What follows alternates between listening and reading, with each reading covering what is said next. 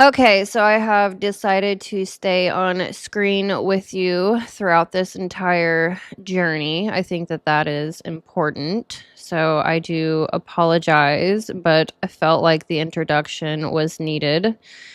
Comes from my whole heart and soul. This is certainly a very deeply dedicated video, individually and collectively and personally for myself. So all right, so now we're going to start our Mandala journey. We are starting with the East. That is where we begin. The season is spring. The element is earth. The mind aspect is the ego or the conscious mind. Cherokee animal, we have eagle. Choctaw animal, we have the red hawk. Archangel, we have Raphael, the breath of life.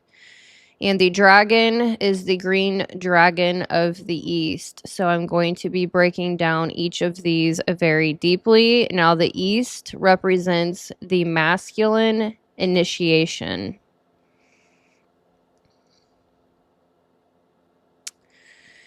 So this represents beginnings, clarity, illumination, new breath. Polarity is masculine. So the East is the direction of the rising sun.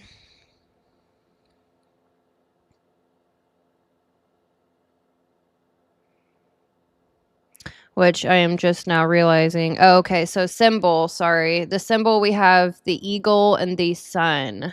What did I say prior? Okay, so according to Cherokee, it's the eagle, and Choctaw, it's the red hawk. And we also have the sun here. So the East is the direction of the rising sun, the masculine principle of initiation.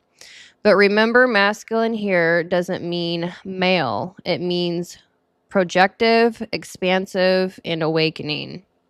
It's the light that first touches the earth, consciousness entering form.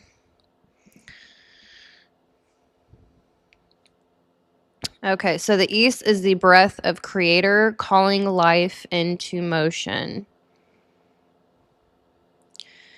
So spring, it also represents spring, which represents awakening, the rebirth of clarity, structure, and purpose.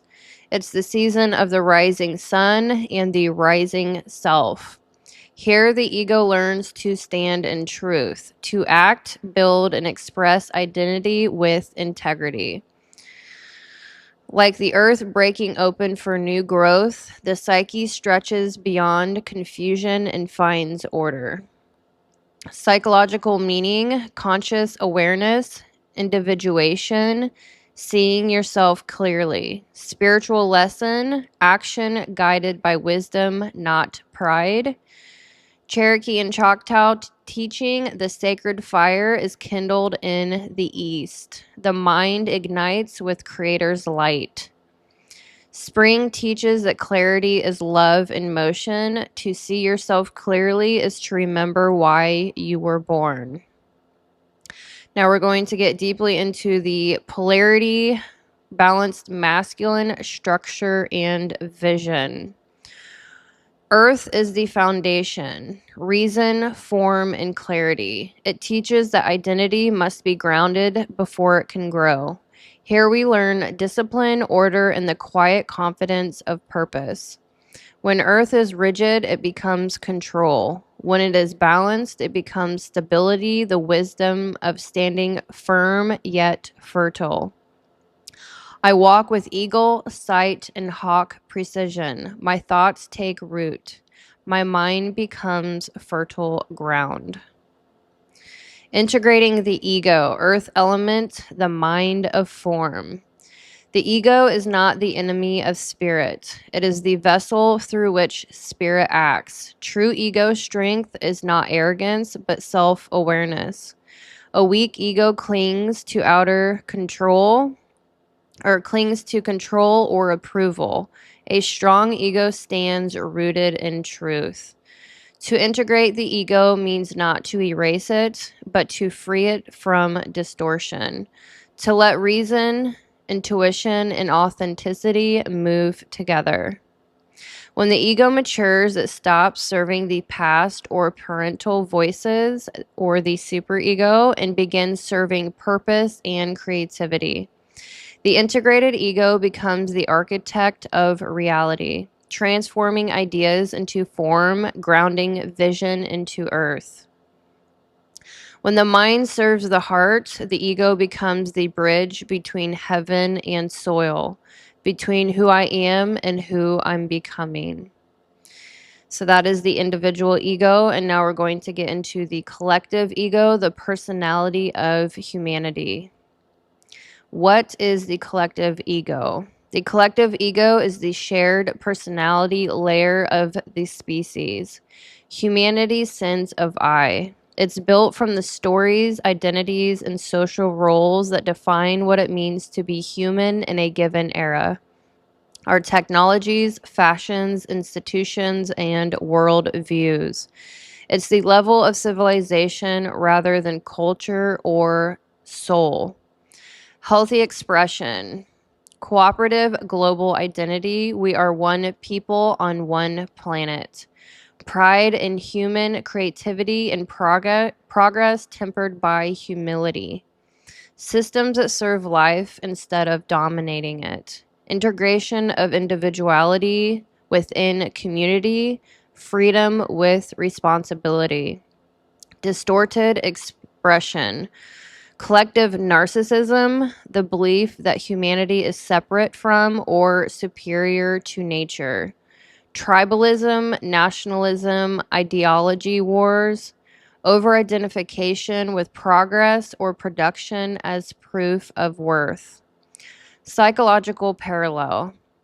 It corresponds to the personal ego in an individual.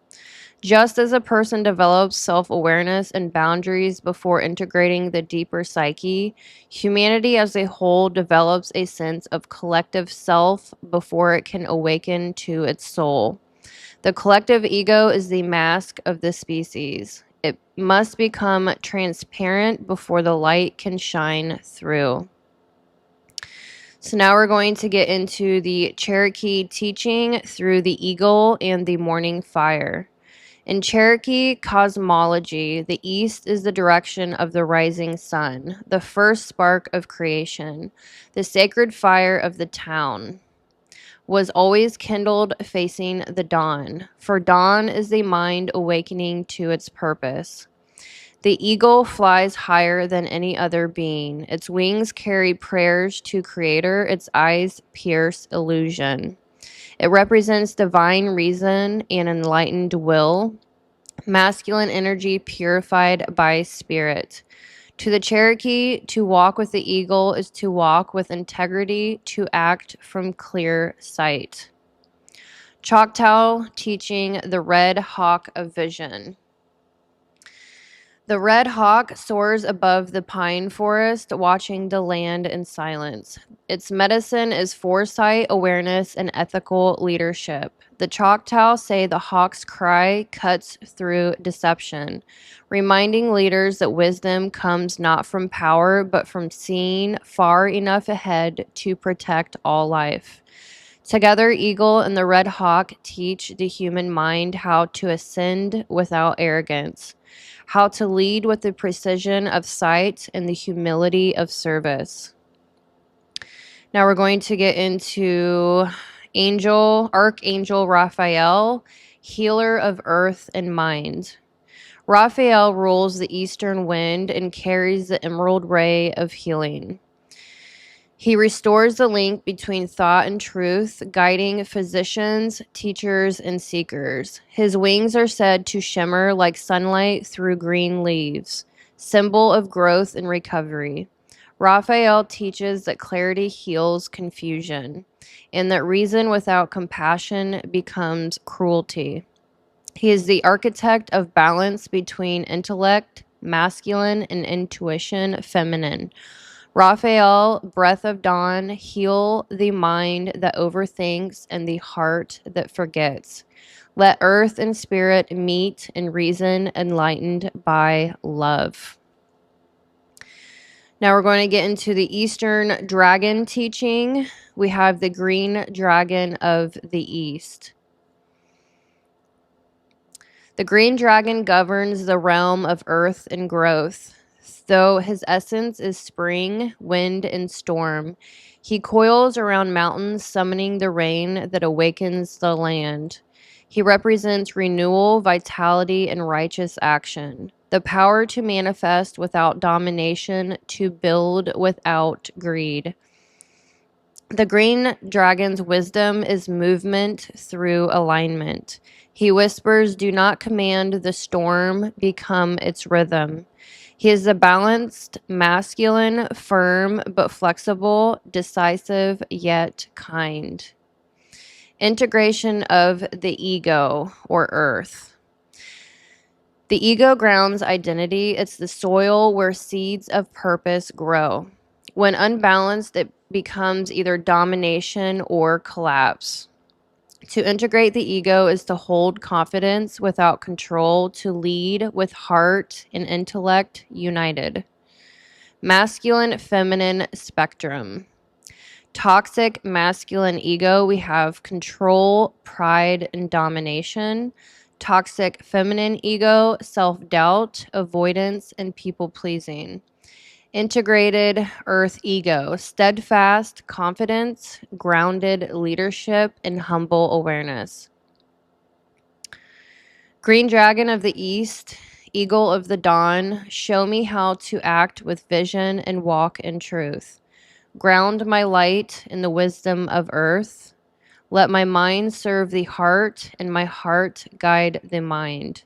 In the East, I build the world I wish to see, not through control, but through creative integrity.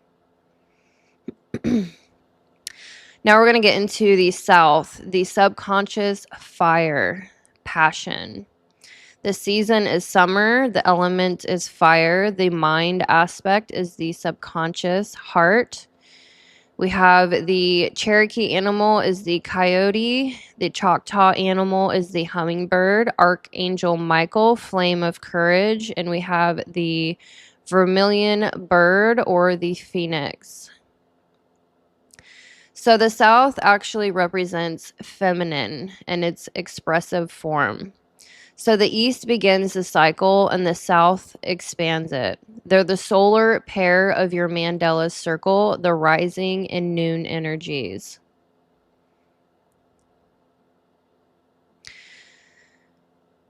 All right, so we have the, coyote and hummingbird. Red fire, warm winds. Represents, so the season is summer, represents growth, passion, play, love, and emotion. Polarity is feminine, receptive, fire, and expressive fire.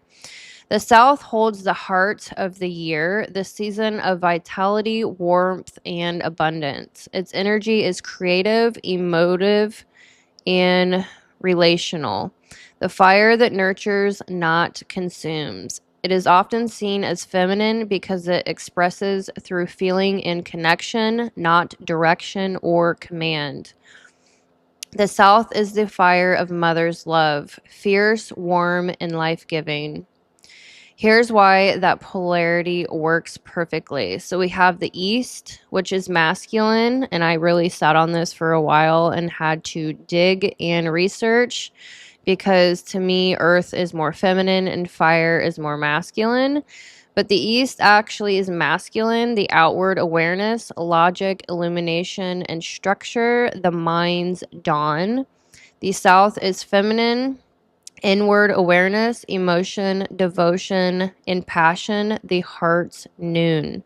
Psychologically, this is the ego subconscious polarity. Masculine mind with structure, balancing feminine emotion with flow. If one dominates, imbalance occurs. Too much East, overthinking, rigidity, and perfectionism. Too much South, emotional volatility, and loss of focus. Integration means the mind listens to the heart and the heart respects the mind. Elemental relationship. So we have earth and now we have fire. In your mandala, the east is earth infused with air, solid, grounded clarity, and the south is fire, warm, passionate, and vital. Earth and fire share a unique relationship. Fire animates earth, earth contains fire. They create the living world, the balance between structure and spirit, matter and vitality. This is why in many esoteric diagrams in Cherokee cosmology, the east and south are the masculine-feminine marriage of creation. East shapes the world, south gives it warmth. Together they birth the living flame. In your Mandela's alchemy, the east is the mind of creator awakening thought to word to form. The south is the passion of creation, breathing life into form, fire to emotion to love. Together they are the solar twins, mind and heart in balance. Raphael's breath gives order, Michael's flame gives meaning. The green dragon builds, the vermilion bird or phoenix, the animates. So the phoenix animates. Through the east, creator speaks. Through the south, creation sings. Integration lesson. Moving from east to south in your mandala means moving from intellect to embodiment, from knowing to feeling, from clarity to connection. It's the souls descending from the sky of ideas into the warmth of life. That's why the east is masculine, it burns light, and the south is feminine, it gives that light life. East is the father's breath, south is the mother's flame. Together they kindle the human heart. Mind illuminated, heart alive. So it also represents summer, which is expansion. The flowering of passion, intuition, and emotional truth. It's the realm of the heart where joy and grief coexist, where life burns brightest. Here the subconscious comes alive. Dreams, desires, and attachments surface to be understood and purified. Psychological meaning. Emotional integration. Attachment, healing, embracing vulnerability. Spiritual lesson, feel deeply without being consumed. Cherokee and Choctaw meaning, the South is the direction of play and love, the fire of life's sweetness and resilience. Summer teaches that emotion is sacred fire. To feel deeply is not weakness, it's creation itself. Polarity, feminine, creative, fire balanced by masculine courage. Fire is the pulse of passion and courage, the will to feel and to create. It transforms fear into purpose, grief into art, and desire into devotion. When fire is unbalanced, it burns in anger or chaos. When tended, it becomes love and action, energy guided by compassion. I burn without destroying. I feel without drowning. My heart is the sacred heart where spirit breathes. Psychological aspect. Subconscious, emotion, attachment, relational drive. Spiritual lesson, feeling deeply and letting passion serve peace. Integrating the subconscious. Fire element, the heart of emotion. The subconscious is the realm of the moon, the inner world, where feeling, memory, and instinct live. It holds our earliest imprints, our attachments, and the stories we tell through emotion. Here dwell our projections, our passions, and our unhealed fears. To integrate the subconscious is to feel without being ruled by feeling, to face what was hidden and let it become wisdom. When we deny the side, we burn others with our wounds. When we embrace it, that same fire becomes warmth and creativity. This is the work of healing attachment, of reclaiming joy and emotional honesty. It is how love matures, when we no longer seek to be completed by others, but to meet them from the wholeness within. When I honor my emotions, they become fire that creates, not destroys. The moon within me glows, not to rule, but to reveal. Now we're going to get into the collective subconscious, the emotional ocean beneath civilization. This is the in-between layer between society's conscious mind and the collective unconscious. So the society's conscious mind, what we say, and the collective unconscious, the deep archetypal field we inherit. It's the emotional body of humanity, the storage place of cultural trauma, generational beliefs, and emotional habits that influence everyone, even when unspoken. Examples: the emotional weather of an era, like collective anxiety, optimism, or grief. Patterns passed through families, media, and nations, such as shame around sensitivity, glorification over productivity, or fear of intimacy.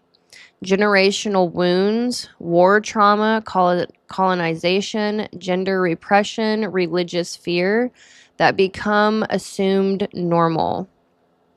It's not as deep as the collective unconscious, which holds archetypes and mythic blueprints, but it transmits the emotional charge of those archetypes throughout history.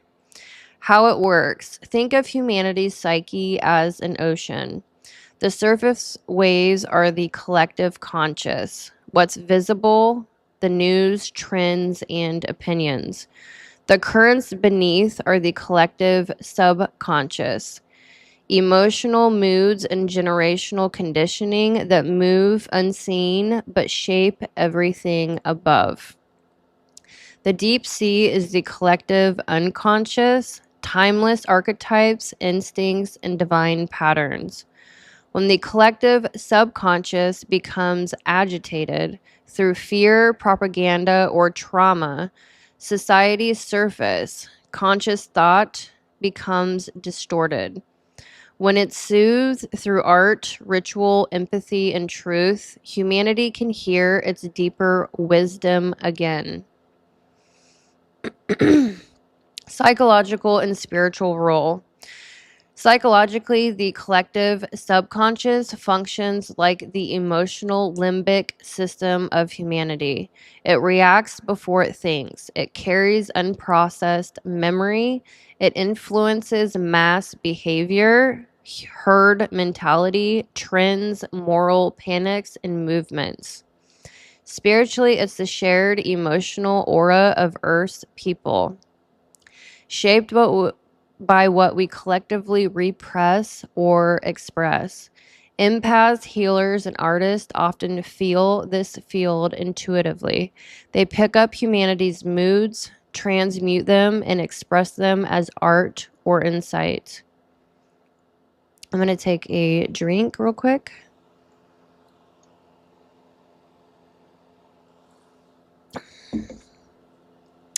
Healing the collective subconscious.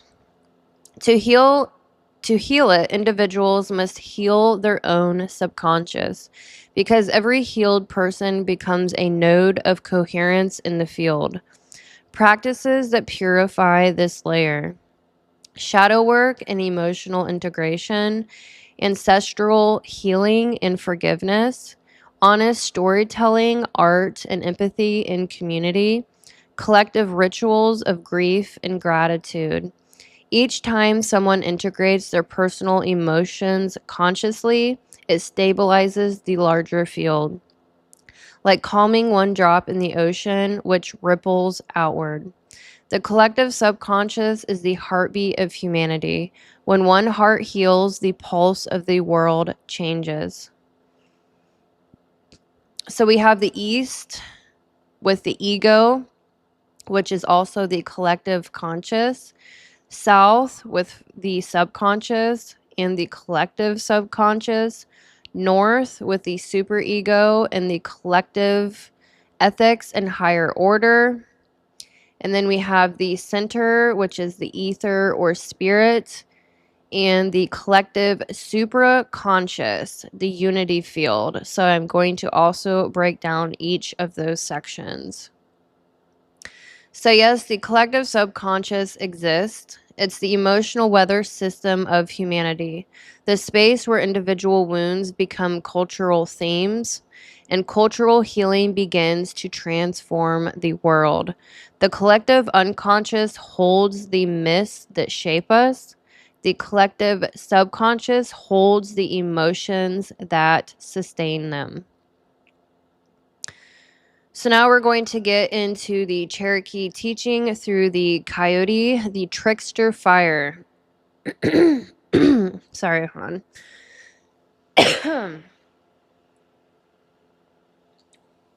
My space heater is starting to get to my throat. I think I'm going to tilt it. Okay, so now it's not blowing in my face. All right, so among the Cherokee, coyote is a teacher of paradox. He plays the fool to reveal truth, burning away illusion with laughter, teaching humility through chaos. Coyote's fire is mischief with purpose. His medicine is self-honesty and resilience. He reminds us even mistakes are sacred when they lead to wisdom. Choctaw meaning with the hummingbird, joy of the heart. For the Choctaw, hummingbird is the tiny guardian of life's sweetness. It drinks from flowers the way the soul drinks from experience. Its wings move faster than the eye, symbolizing love and motion and adaptability in emotion. It teaches that joy and gentleness can heal even ancient grief. Together, coyote and hummingbird hold the paradox of fire. Chaotic and tender, fierce and gentle. They teach that true passion is born when emotion flows freely, not repressed or weaponized. Archangel Michael, guardian of courage and sacred fire. I am just kidding. I need some more heat. It's getting chilly. Michael wields the blue-white sword of truth that separates illusion from essence. He protects the innocent, defends purpose, and cuts energetic cords that bind the soul to fear. To the masculine, he brings discipline without cruelty. To the feminine, he offers safety to express and create. Michael's flame ignites righteous passion, desire aligned with destiny. He teaches that real strength is the willingness to love fiercely and protect gently. Michael, flame of courage, burn away falsehood. Let passion serve peace and will serve wisdom. The vermilion bird or phoenix of the south. And I certainly have a phoenix on around my neck. The phoenix has been, I love the phoenix rising deeply. So the phoenix rises in the summer sky. Its crimson feathers blaze with renewal, passion, and transformation. It governs fire and the heart, ruling the emotional realm of rebirth and desire. The phoenix burns away deceit and shame, purifying the soul through warmth, not destruction. Its feminine fire awakens the creative spirit, the womb of divine imagination. To feel deeply is to live fully. Burn, but do not consume. All right, so I am going to I'm going to get my pillow and get a little more comfortable because this is going to be a very long one. And so I'm going to make myself more comfortable. Give me 1 minute. Oh, actually, it's right here. I thought I had to get all the way up, which I do anyways.